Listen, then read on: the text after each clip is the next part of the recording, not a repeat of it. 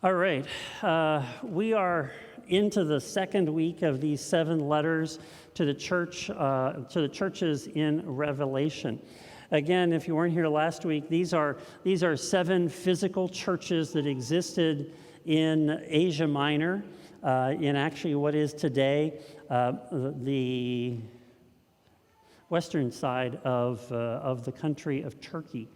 And the church that we're going to talk about today, which is the church at Smyrna, Smyrna actually exists today. It is the Turkish town of Izmir, and you can actually go there today and see some of the things that we are going to be talking about. But I can't go into everything that this letter contains, so again, a reminder, if you want, you can join us in our Bible study on Tuesday nights at 6:30, and we'll sort of go into a little bit more depth. But here's the letter that Jesus sent to that church. To the angel of the church in Smyrna write, "These are the words of him who is the first and the last, who died and came to life again. I know your afflictions and your poverty, yet you are rich. I know about the slander of those who say they are Jews and are not, but are a synagogue of Satan. Do not be afraid of what you are about to suffer. I tell you, the devil will put some of you in prison to test you, and you will suffer persecution for 10 days. And be faithful even to the point of death, and I will give you life as your victor's crown. Whoever has ears, let them hear what the Spirit says to the churches. The one who is victorious will not be hurt at all by the second death." I wonder if you've thought any more about the question that I asked at the beginning of the service. What are you afraid of? I think universally all of us have one fear, and it is the sudden stop at the end. The sudden stop at the end. We all fear that sudden stop at the end of life. And the reason we have that fear is because it portends in our life suffering, and we fear it oftentimes because of so much that is unknown about the end of life. And that sudden stop at the end of life is really, that's as real as it gets, folks. And most of us hope that we will have a nice, long, full life, that we will get to accomplish all the things we want to do, that we will get to watch, if we're fortunate, get to watch our kids grow up, get to watch our grandkids grow up, and that some ripe old age, we will then just quietly pass away. Nobody expects for the sudden stop to come sooner than that. Or at least we hope not. And no one contemplates that the sudden stop at the end of life could come because of our choice to remain faithful to Jesus. But that is what is going on in the church at Smyrna, where the disciples of Jesus in this city are being faced with a choice between declaring that Caesar is Lord or Jesus is Lord. And to declare that Jesus is Lord brought with it the likelihood of a severe persecution or the reality of death. Now, when we start talking about persecution and when we start to read some of these things in the book of Revelation, there are always people who look around and they say, the Christians are being persecuted today. And I sort of chuckle about that, because you and I as Christians, the persecution we get might be some laughter, might be some ridicule, you know, those kind of things. When we talk about how we're being persecuted for our faith. Meanwhile, in countries literally around the world, there are Christians who have the choice put before them day in and day out about whether or not they're going to live because they choose to declare themselves as a follower of Jesus. So persecution isn't something that we have experienced as a church in the West. We haven't experienced that like so much of the church in the rest of the world. And there are some things that we could really just jump off there and talk about, but just simply I want to ask you, I wonder why we're not experiencing persecution like the rest of the world experiences persecution. And maybe it has something to do with the faith that we really have. Just something challenging for you to think about. But here's one thing I can assure you, that there is nobody that is listed in the United States as having lost their life because of their faith in Jesus. And yet that is what the church at Smyrna was having to deal with. They were disciples of Jesus who were faced with losing literally everything and potentially losing their life. And so these disciples in Smyrna, they knew what they were afraid of, but they also knew where their ultimate hope came from. And so what is Jesus' message to us as the church today? What can we learn from the disciples of Jesus at Smyrna about how to live daily as disciples? And how do we face what we're really afraid of? Now, in last week's message, I started off by sharing 4 things that we need to remember when we read anything in the book of Revelation. Those 4 things are the primacy of Jesus. Everything is about Jesus. Keep that focus on Jesus. Number 2, we talked about the words perseverance and overcoming. We are going to see that again today. We need to understand the Old Testament and the illusions that it brings to what we read in the book of Revelation. And we have to understand the historical context, because when we understand that history, it brings to life, it literally brings to life what we find written about here. So, with that in mind, we're going to start at the very beginning of this letter, and the first thing that we see in the letter is this image of Jesus. And Jesus says this in that first verse. It says, "These are the words of him who is the first and the last, who died and came to life again." Now, what Jesus is doing in this opening introduction to this letter is he is reminding these disciples of who he is in terms of his character and his nature. And he begins by talking about this idea that I am the first and the last. We read this in the first chapter of Revelation, and we read it at the end of Revelation, where Jesus is introduced as the Alpha and the Omega, the first and the last, the A to Z of all of life. And this image of Jesus as the one who is in the beginning and in the end begins to speak to the fears and the realities of life that these disciples of Smyrna are living in. Now, when Jesus references this idea of the first and the last, or the Alpha and the Omega, he's really borrowing from an image that we find in the book of Isaiah, this Old Testament book of Isaiah. And there are 2 passages which I just pick out very, very quickly here this morning. But Isaiah chapter 44, verses 6 through 8, the Lord says, "I am the first and the last. There is no other God. Who is like me? Let him step forward and prove to you his power. Let him do as I have done since ancient times, when I established a people and explained its future." You see the nature of God being displayed here? From beginning to end, I'm ruling over all of it.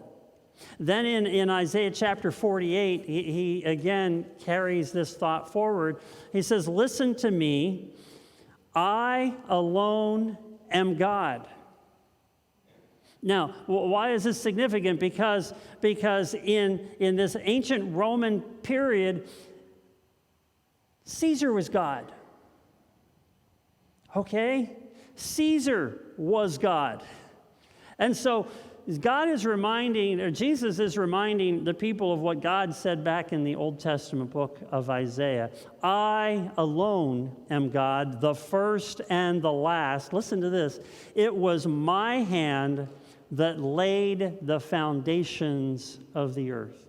Now, what Jesus is recalling for us here is the eternal nature of God. God is the same God who was in the past, in the present, and in the future. And nothing escapes God's attention, and nothing happens apart from God's knowledge. And this is why the Apostle Paul could write something like he did in Romans 8:28 and say, God causes everything to work together for the good of those who love God and are called according to his purpose for them. And so what Jesus is trying to do in this opening line is literally to paint a picture of who he is. He is painting a picture of who he is so that these disciples will have confidence no matter what happens because they can trust that God is in everything. But that's not all, because Jesus draws them back to the central truth of our faith, and that is that Jesus died and that he came back to life. Jesus died and he came back to life. Folks, this is the truth that launched the church. We need to be very clear about this. What launched the church was the fact that there were people who saw Jesus die on a cross and 3 days later come back to life. And that experience transformed them, and it transformed them and then others that they shared that news with. And literally, the people who are in Smyrna know the same people who saw Jesus alive. And Jesus is reminding them, I am the one who was in the beginning. I am the one who will be there in the end. I was dead, and now I am alive. This truth is what launched the church. This truth is what launched the church, okay? What Jesus is establishing as the first importance for these disciples is that no matter what happens, you have in Jesus the one who conquered death and is alive again. And that gives us hope. Hope in the midst of our greatest fear. Now, historical context. You'll love this, okay? The city of Smyrna, the city of Smyrna was founded probably about 1000 BC. It was a Greek colony, and it went on until about 600 BC, when the city of Smyrna was literally wiped off the map. And for the next 400 years, there was no city of Smyrna. It was just ruins. And then along about 200 BC, the Romans came in and they rebuilt the city of Smyrna, and it became known as one of the most beautiful cities in the inhabited world. It was a city that had been resurrected. It was a city that had died and come back to life. And what Jesus was reminding the disciples at that time was, if you think this is a good place, if you think that it's great that this city has died and come back, well, just wait. Just wait and see. And it's almost as though Jesus is saying to the people, if a city can be resurrected, just imagine what I can do to you. Just imagine what I can do to you. And here's something that we need to consider today. Whether we're facing persecution, whether we're just having a difficult day, we are a people of hope because Jesus is the first and the last, the one who died and rose again. And if our hope, I hope you're awake, because I want you to hear this. If our hope is in Jesus, then there is nothing that can shatter our hope. I don't think you heard me.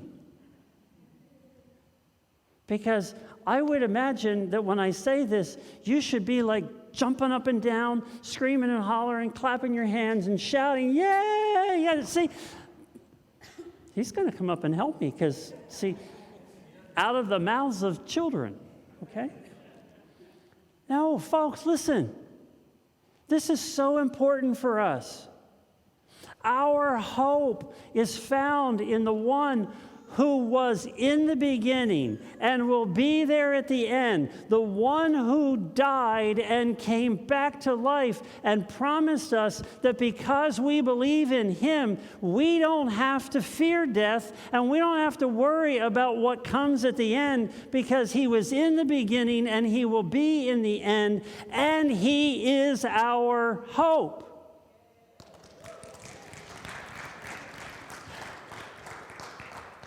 I can't do it any better than that, okay?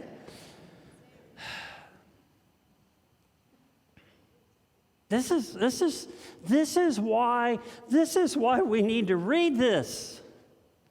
Because we need to read the accounts of these first disciples and to see the hope that they placed in Jesus. A hope that they had even though they were facing the possibility of death for having that hope. And it's why you and I need to know the nature and the character of the God that we believe in, because when we face our greatest fears, we need to know before those fears come who God is in our life. And we need to, we need to know that we're not alone. We need to know that God is our strength. We need to know that God is our provider, the one who brings water from a rock and manna on the ground. So the first thing that the letter of the church to the church at Smyrna can teach us today is that we need to know who our hope is in before we find ourselves facing life's greatest challenges. So do you know who your hope is in today? That leads us into the part of Jesus' letter which confronts the realities of the disciples in Smyrna.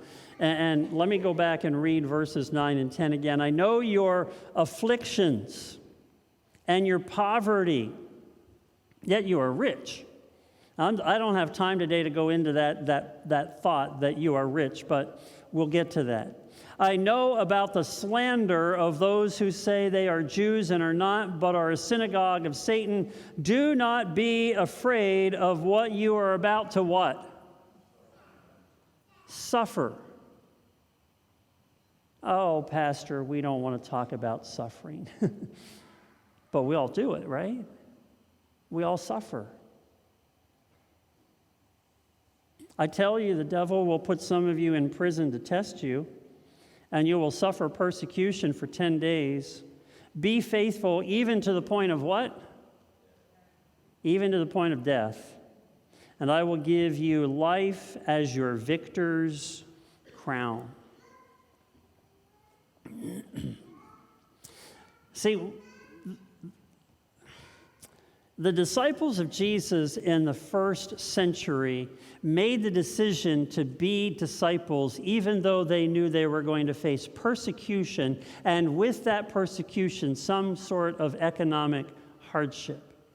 And whether the persecution came from the Romans or the Jews or anybody else, it was always met with economic hardship. And many of these cities that we're talking about in these 7 letters, if you were going to conduct business, you either had to be part of a guild of artisans that was related to temple worship, worshiping idols, or you had to pledge your loyalty to Caesar as God, and that was the only way you got in.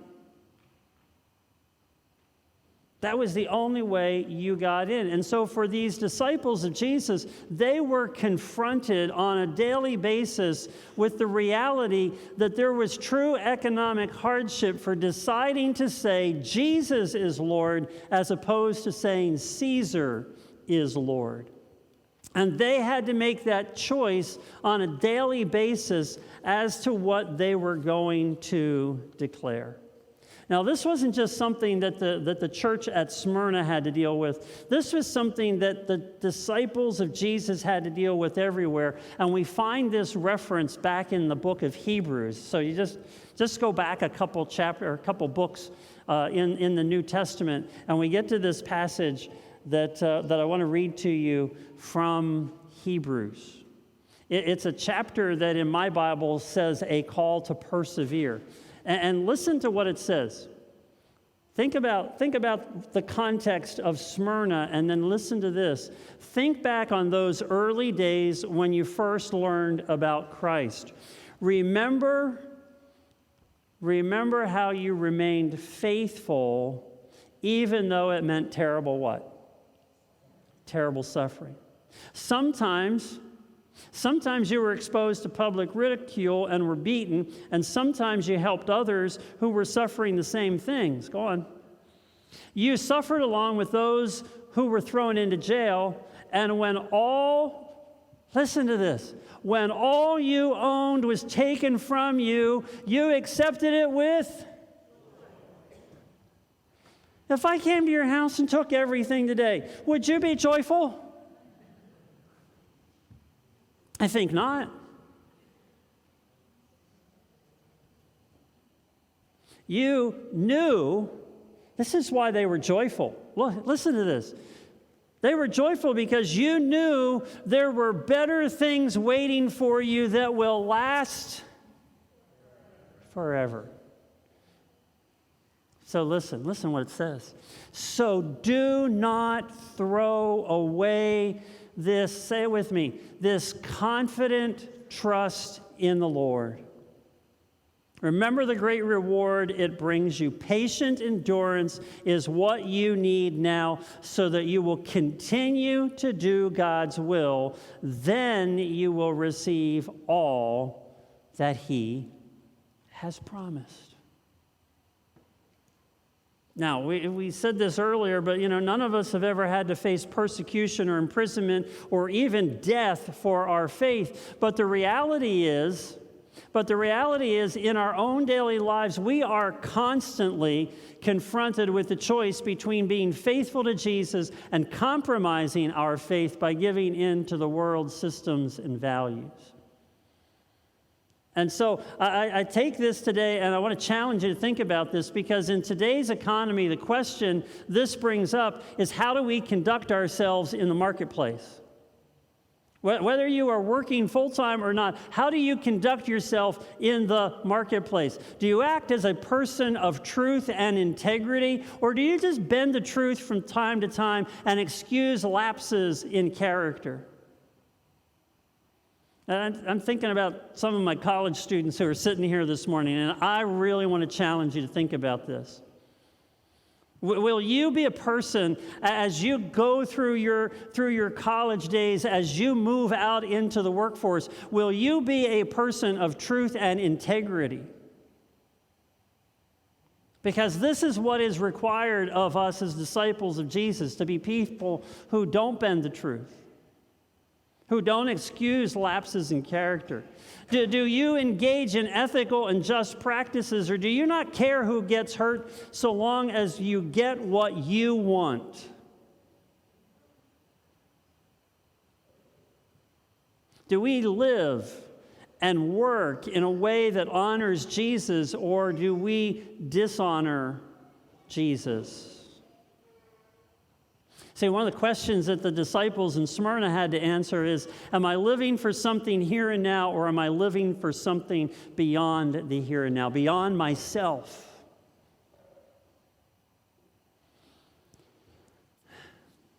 Do I want the temporary applause of people? Or do I want the eternal well done of Jesus? That's a question for us to think about. Do I want the temporary applause of people? You know how long that lasts, right? Or do you want the eternal well done of Jesus? Am I going to remain faithful? Am I going to persevere and overcome? There's those words again, persevere and overcome. And as disciples, we have to determine if we are going to remain faithful even when it may cost us something. Are we going to remain faithful to Jesus and not to Caesar? And Caesar just represents everything that is anti-Jesus.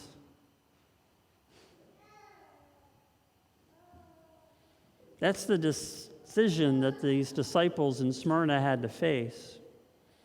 And so I would think that the simplest thing for us to remember today is that the letter to the church at Smyrna echoes the words of the book of Hebrews that we read earlier. Are we going to throw away this confident trust in Jesus for a temporary crown?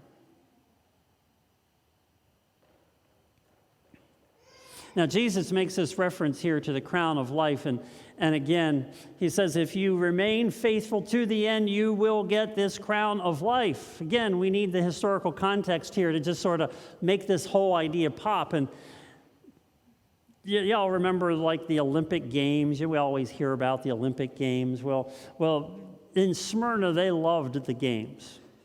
And so we all know that what happened in Smyrna when they had games, if you won, what did you get? You got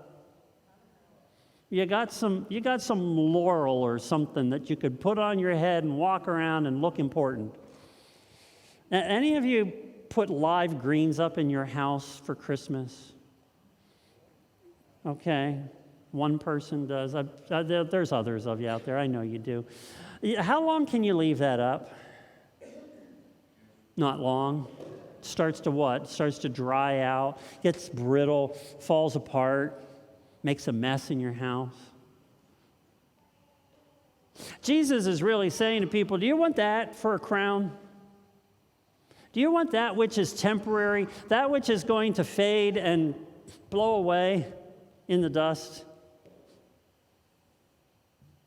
I'll get the point. I don't have to elaborate on that one, right? But there's one more crown that helps us to understand this, and this is the crown of Smyrna.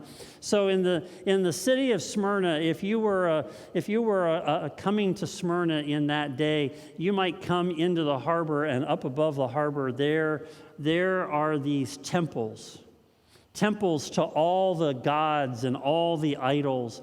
And they made this beautiful crown on the ridge line. And it was literally known as the crown of Smyrna. And here's one of the best parts.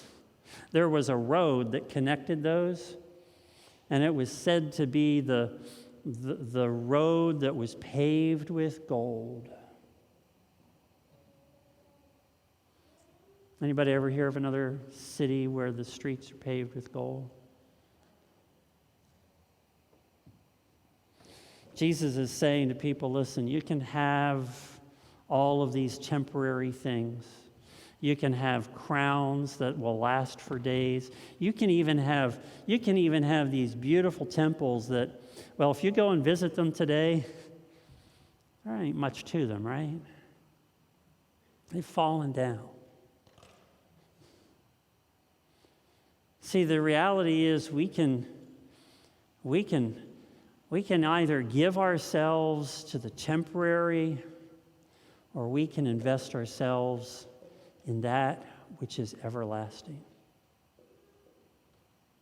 And whatever fears we face in this life, we need to recognize that those fears are only temporary compared to the everlasting kingdom that awaits the disciples of Jesus who are willing to persevere no matter what. I want to close this morning by telling you the story about a very famous disciple of Jesus from Smyrna. His name was Polycarp. Probably be a great name for a band today, right? The Polycarps, okay? But Polycarp lived at the end of the first century into the second century. He was actually a disciple of John, the guy who wrote down this revelation. And Polycarp eventually became the bishop of Smyrna. He was the head of the disciples in Smyrna, and he was a great teacher. He taught people. He encouraged people as they grew in their faith. He's actually the one we all have to thank for the fact that Easter changes every year. Okay, but anyway, that's just a little fact for you. But Polycarp somehow, somehow he flew under the radar until he got to be 86 years old. When he got to be 86 years old, I guess some Roman proconsul had finally shown up in Smyrna and said, I'm done with this guy. And so the proconsul, this Roman authority, comes and says to Polycarp, listen, dude, it's time. He said, you decide right now if you are going to say Jesus is Lord or if you are going to say that Caesar is Lord. And Polycarp said, hey, this is easy. And this is what Polycarp said. He says this, 86 years have I served him, and he has done me no wrong. How can I blaspheme my King and my Savior? And eventually, Polycarp was led to the stake where he was going to be burned alive. Don't you like these encouraging stories I tell you at the end? The Roman soldiers, as they were leading him off to this fire that he was going to be burned at, they wanted to nail him fast to the stake, but Polycarp said this, and there were lots of people, they wrote down all of this, so we know this to be true. He said, leave me as I am, for he that gives me strength to endure the fire will enable me not to struggle without the help of your nails. And so the fire was lit. Now, I don't know how much of the rest of this is truth and legend, but as the story goes, once they lit the fire, it was like the fire wouldn't even lick Polycarp. And finally, somebody had had enough, and they got a spear, and they stuck Polycarp, and he died. And again, legend says that when he died, so much blood came out of that wound that it put out the fire. It's probably a lot of legend put in there, but the reality is he died because he wouldn't compromise his faith. Because he knew he had something else to look forward to that was far greater than what Caesar could offer, far greater than what the city of Smyrna could offer. He would not compromise. He would only declare that Jesus was Lord. And the challenge for us today as disciples of Jesus is to determine whether or not we are going to say Jesus is Lord and live with the consequences of that, or whether we will bow our knee to Caesar, to all of the things that go along with that. Most of us will never have to worry about facing a fire like Polycarp. But if we did, may God give us the grace to be as faithful as Polycarp was. Let's pray.